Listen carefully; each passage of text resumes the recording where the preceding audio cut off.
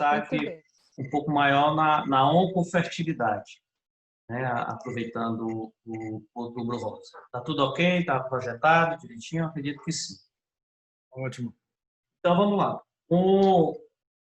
Hoje a gente vai fazer uma breve apresentação, a gente não quer aqui esgotar o conhecimento em relação à preservação da fertilidade, à fertilidade, até porque a gente não tem tempo e o momento seria mais para a gente instigar uma discussão e tentar fazer uma abordagem mais prática. Eu vou comentar rapidamente alguns conceitos sobre preservação da fertilidade, por que e quando preservar a fertilidade, alguns métodos de preservação da fertilidade que nós temos disponíveis no laboratório, no nosso dia a dia, pincelar um pouco sobre a oncofertilidade e mais voltado à preservação da fertilidade no câncer de mama, em mulheres com diagnóstico de câncer de mama. Então, a Madalena já nos ajudou um pouco a responder essa pergunta, né, que é uma pergunta que a gente ouve com bastante frequência, o ginecologista geral, e a gente, na área da reprodução assistida, a paciente chega: doutor, vim aqui no seu consultório que eu quero saber até quando que eu vou poder engravidar. Não estou pretendendo engravidar agora, eu queria saber até quando, até que idade eu posso engravidar. E a resposta da gente é o quanto antes, né, o mais rápido possível. E a mudança que teve no padrão reprodutivo das mulheres nos últimos anos, juntamente com uma melhora, né, uma maior taxa de cura, não só no câncer de mama, mas em outras neoplasias, isso fez com que a medicina reprodutiva evoluísse bastante nas diferentes formas de preservação da fertilidade. Tá?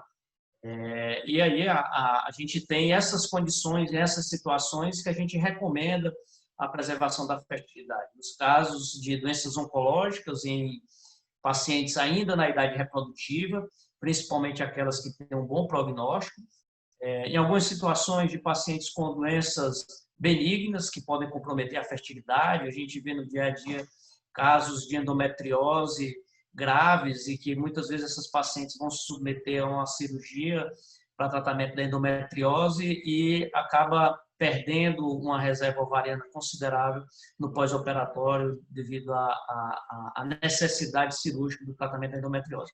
E mais recentemente também a indicação social.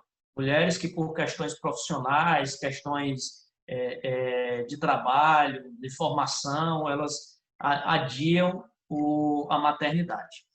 Então, só para vocês terem uma ideia, isso é uma mudança no perfil reprodutivo da mulher que está ocorrendo em todo o mundo. Nos últimos anos, no Brasil, houve um aumento considerável da idade da mulher no primeiro filho.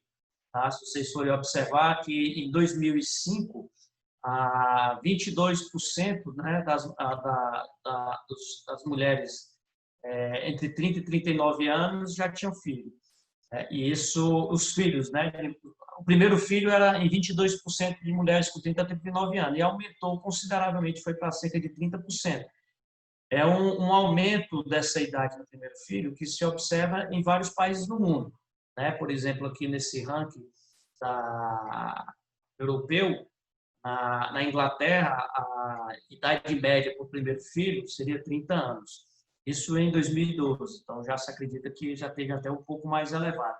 Imagine aquele casal, a mulher que pretende ter 2, 3 filhos, como a Madalena mesmo comentou, que existe a avaliação de risco reprodutivo baseado na idade e quantos filhos essa paciente deseja, essa mulher deseja. E aí a gente já vê por vários, rotineiramente na mídia alheia, várias globais, várias influências que já recorreram ao congelamento de óvulos. Pena que o que a gente ainda observa no dia a dia da prática da clínica de reprodução assistida é que essas mulheres, muitas vezes, elas procuram a preservação da fertilidade, procuram congelar o óvulo por uma questão social, mas na idade já não ideal. Muitas vezes elas já chegam com 39, 40 anos, pretendendo fazer uma preservação da fertilidade.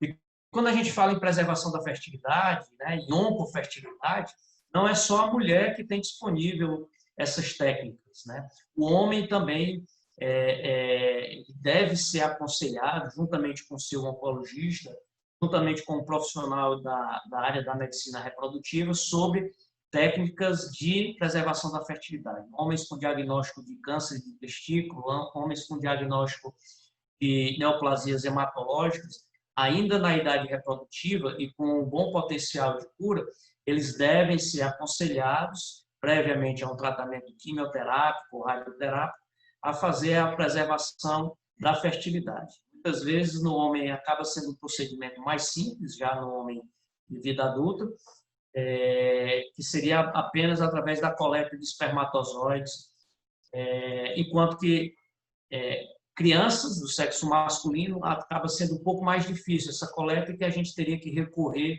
à criopreservação de tecido testicular, no futuro tentar ir em busca de formas mais jovens de espermatozoides para realizar procedimentos de fertilização assistida. Enquanto que na mulher, a gente tem como o procedimento mais popular o congelamento de óvulos.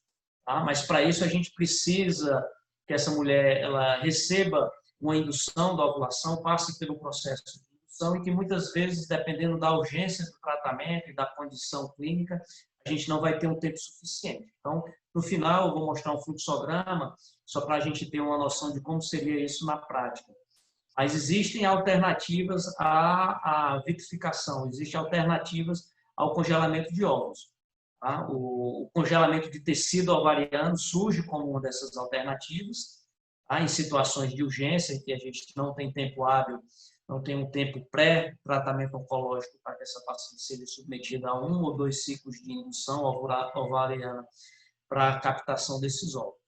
E ainda existe uma alternativa com os resultados talvez um pouco melhores do que o congelamento de óvulos, que seria o congelamento de embriões naquela situação em que a paciente já tem um parceiro e que ela deseja engravidar desse parceiro após o tratamento e uma cura estabelecida.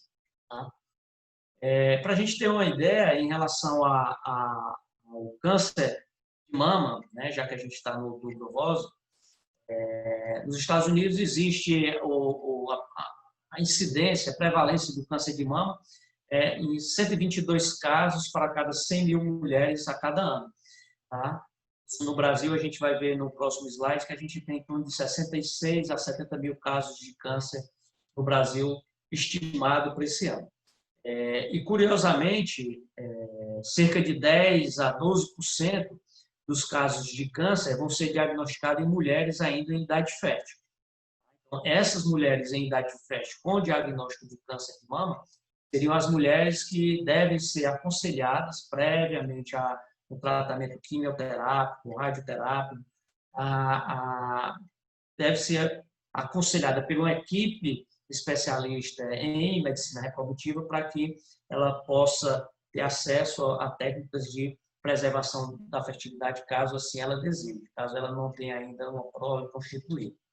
Então, aqui para a gente ter uma noção, né, a estimativa de número de casos de câncer no Brasil está em torno de 66 mil.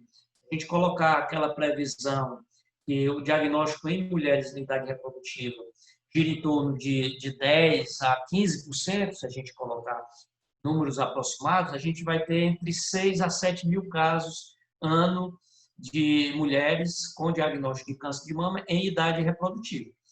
E o que se observa também, ao longo desses últimos anos, não só no tratamento do câncer de mama, mas como no tratamento de inúmeras outras neoplasias, é uma melhora na sobrevida. Né? Aqui tem um estudo inglês em que ele observou uma melhora na sobrevida ao longo dos últimos anos, comparando desde 1991 a 2005, e que todos os cânceres femininos ou masculinos houve uma melhora na taxa de sobrevida em pacientes entre 15 e 24 anos.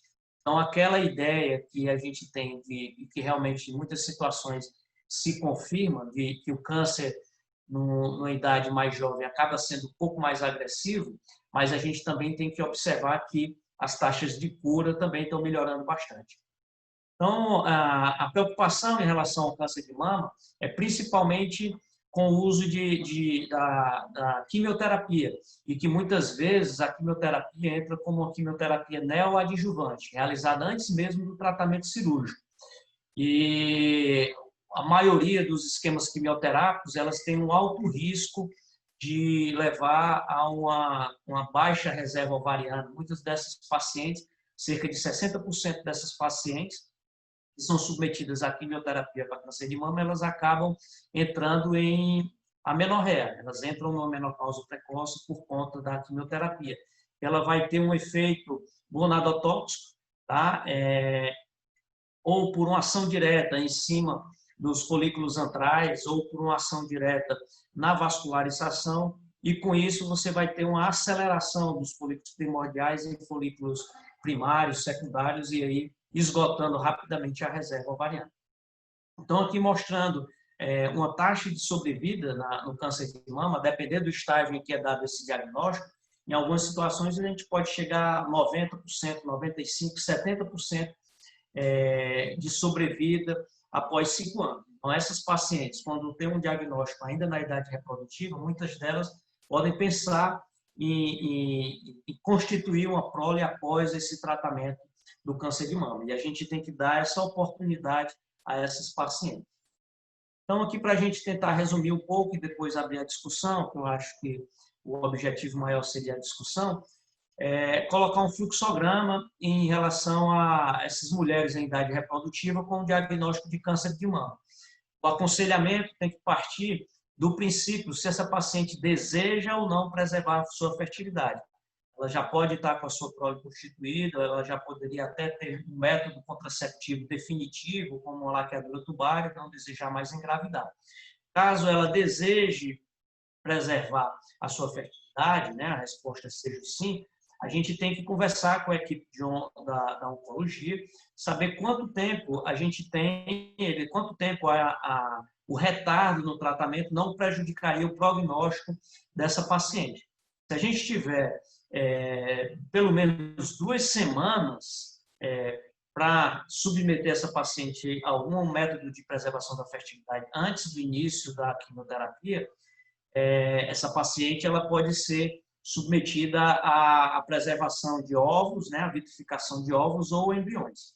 Ou, caso contrário, se a gente não tem tempo suficiente, a gente pode propor a essa paciente o congelamento de tecido ovariano. É uma técnica menos utilizada, uma técnica ainda com os resultados não tão bons quanto óvulos e embriões, mas seria uma alternativa para aqueles casos em que ela tem uma urgência oncológica. E caso a paciente não deseje preservar a fertilidade, ela não seria submetida às técnicas de medicina reprodutiva, mas a gente ainda pode lançar a mão dos agonistas do GNRH, que a gente pode abrir para discussão depois, e que esses agonistas do GNRH eles podem ter um efeito protetor ovariano, nessas pacientes que vão se submeter à quimioterapia. Era uma técnica utilizada no passado, quando não se tinha disponível as técnicas de reprodução assistida. E aquelas que não desejam nem ao menos preservar a sua função ovariana, elas não seriam submetidas a nenhum tipo de tratamento preventivo. Tá? Então, eu